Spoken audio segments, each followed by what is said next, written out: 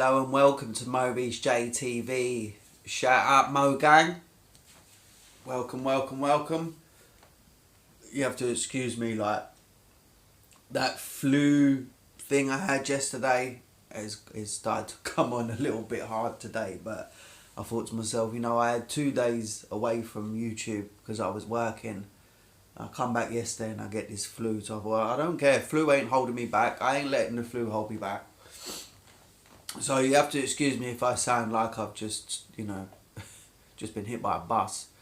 So we're going to get into this one. This is 3:60. I'm sorry. I want to give a shout out to Rusty for this one. I don't know how to pronounce the second part. Is it Rusty Coight? I will put it up in the text anyway. But yeah, he requested this one. My last and first ever reaction I did to 3:60 was to Tiny Angel, and it ripped me apart. It really did rip me apart. The track was, I don't, if you see it, it sort of had like two messages rolled into one. It was one about obviously, you know, going through a tough situation of stillborn children.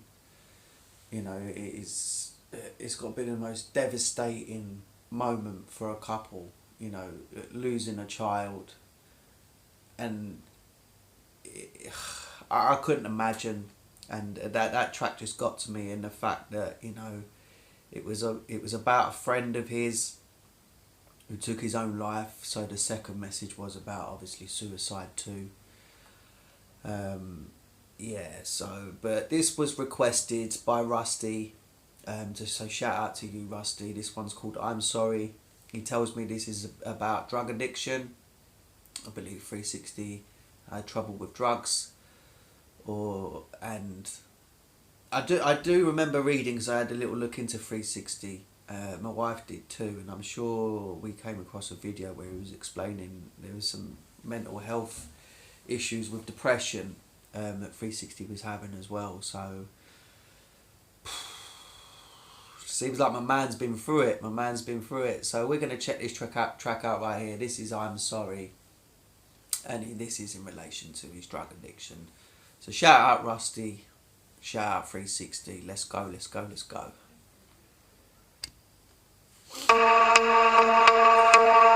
I should be dead, maybe I got 9 lives, 7 left, cause I've already died twice. I'm glad it wasn't bye-bye, cause it's my time to do it without the high life. What I'm making is really dope, but I need to talk about some shit that happened a year ago. Hold up, let me clear my throat.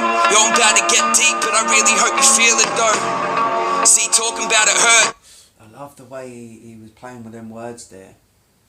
The high life, deep in his throat, you know, like it was it was almost, there was double entendres there. There was definitely double entendres, especially with when he was talking about going deep in his throat. That was pretty fire. Let me just roll that back actually, because I'm so ill, guys, but it just went straight out my head. Let me play that back, you'll see what I mean.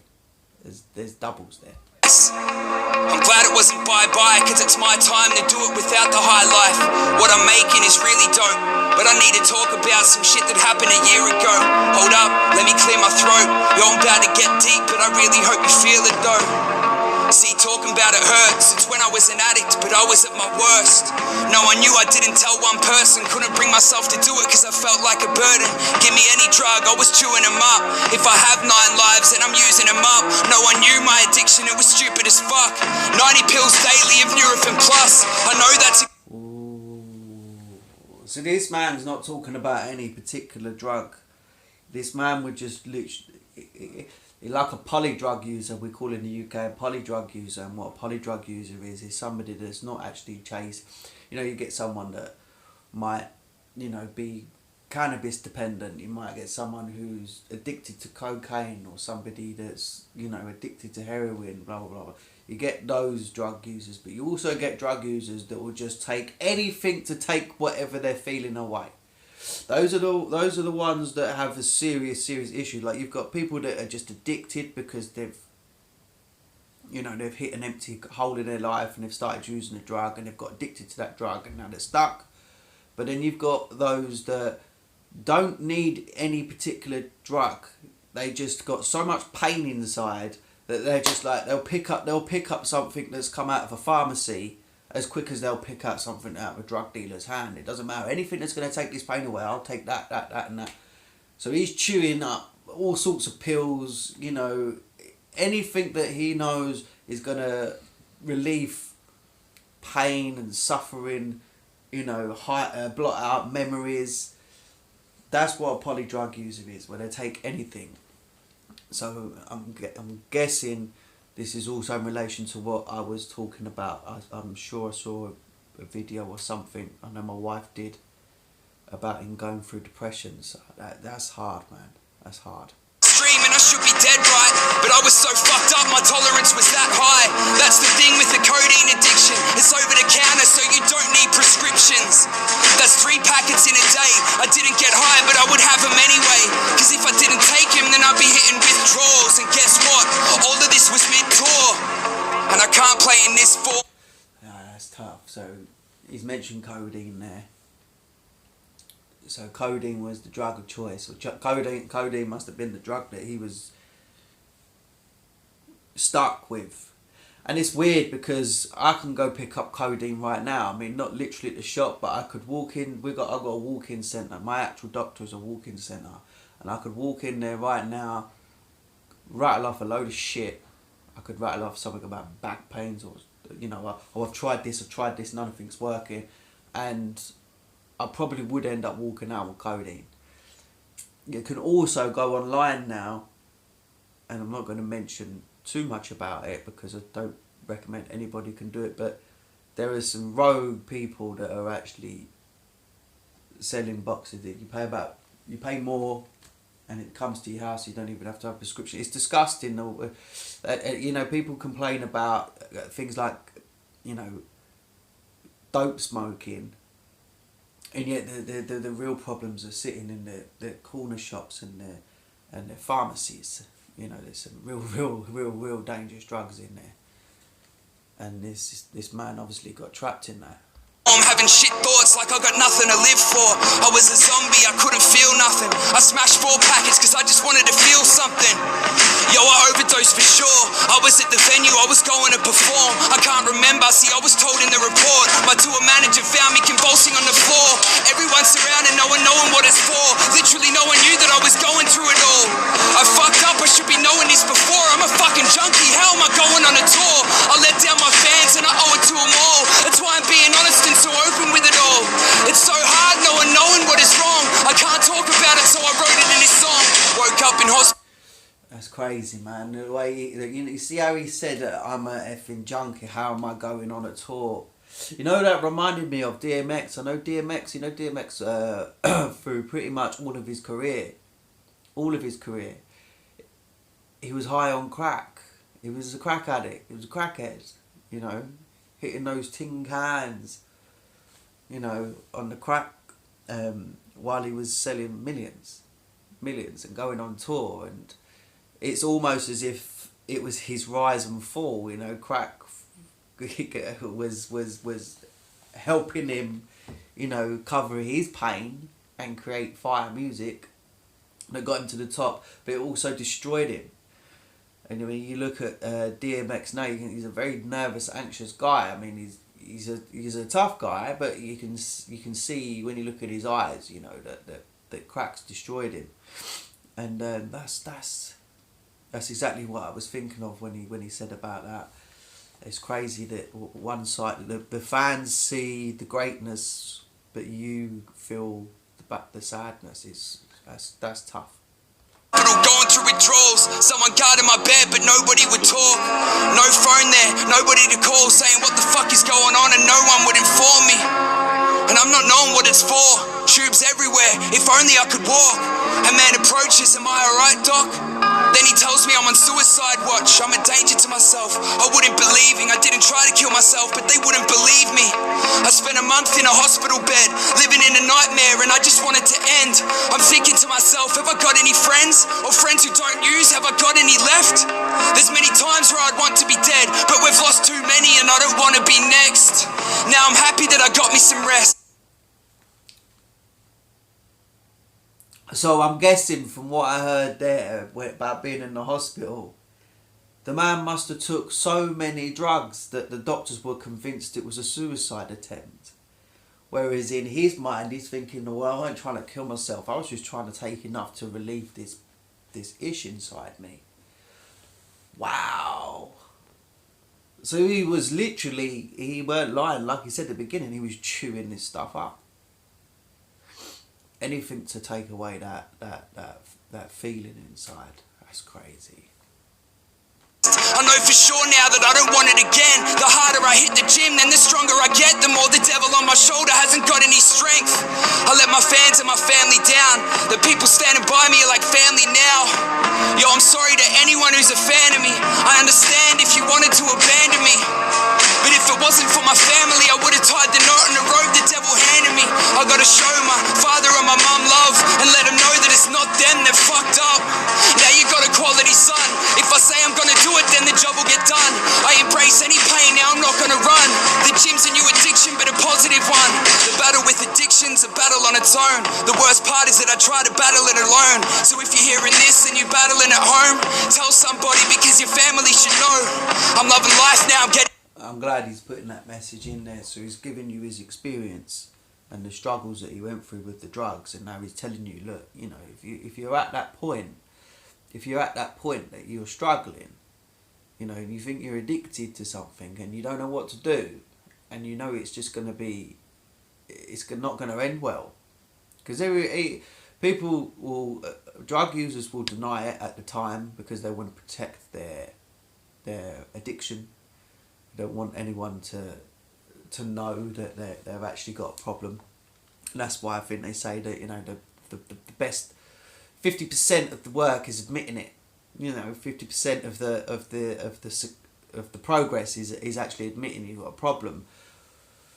But like he's telling you, you know, you tell your family member, just like whoever it is that you're comfortable with, just say, look, yeah, I can't stop what I'm doing. You know, I need a shout. I need help. I need a bit of help. You know, and just get them to explain, just get them to understand, or try to get them to understand. Look, this is, you know, even if you don't know why you're doing it, just say, look, you know, I wake up in the morning, I feel like this, I do this, I do this, I do this, and just give them step by step so they know how to help you. You know, and yeah, this guy. Second track now I've heard of this guy. This guy talks real facts, you know. It back. If I can do this shit, fucking anyone can. I can't remember cause I blacked out, but I wouldn't change a thing cause it made me who I am now. Bless up. I'm back. This time I'm not gonna fuck off, I'm not gonna fuck up. I'm a different person. I'm not just saying that. I'm fucking loving life at the moment, and I'm very grateful because I should be fucking dead, and that's the truth. Thanks to anyone who's supported me lately. It's been insane. All the emails, all the DMs on Instagram, everything. Much love.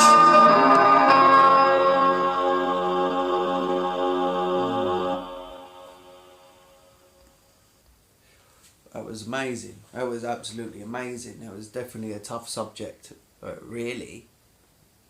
You know, I mean, drugs is tough. I mean, I had a long run with drugs. You know, I was very dependent on cannabis, but that went, to be honest, like that, to me, I don't see cannabis as like a drug. I mean, I was dependent on it, you know.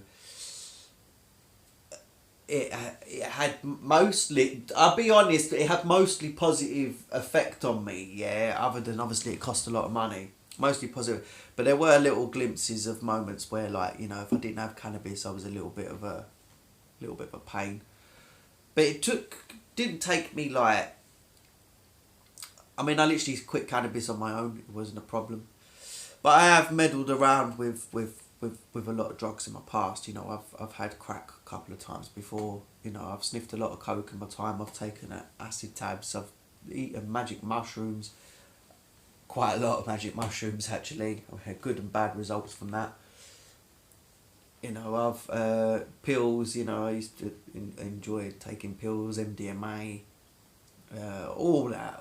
I went through all that, and I was one of those that to me, it was more like anything to get the party going. You know, anything to like just go. Me, I just wanted to be out of my face with music on and my friends around me, and I just wanted to do that all the time. But then I stopped just like that. But what this guy's talking about is being in an actual dark place and being in a position where whatever drugs you're taking has got you literally behind cast iron bars. Mental ones, psychological bars. So he's coming at it from a really different angle, and he's not just talking about some of these party drugs. He's talking about drugs that are used as medicines, but weren't a medicine for him. It was self-destruction for him. So I'm glad he spoke about this, because obviously these drugs that he's referring to get handed out every single day, and we have a lot of people who have issues with, you know, drugs like these benzos and drugs like that, and it's not a great thing. It's not a great thing. They need to find an alternative medicine to these addictive substances, because it's not good. But anyway, guys, I'm so sorry if I seem a little bit off key. It is this flu. I'm battling through it. I think what I'm going to do is take a couple of more tablets before I jump onto my next reaction, because I can feel there's no oxygen going through my nose right now. Literally zero. And my head is like banging. But guys, you've been watching MoReece J TV, and I thank you for watching MoReece J TV. Don't forget, go check out my hip hop shop on Facebook. I'll leave a link in the description for that.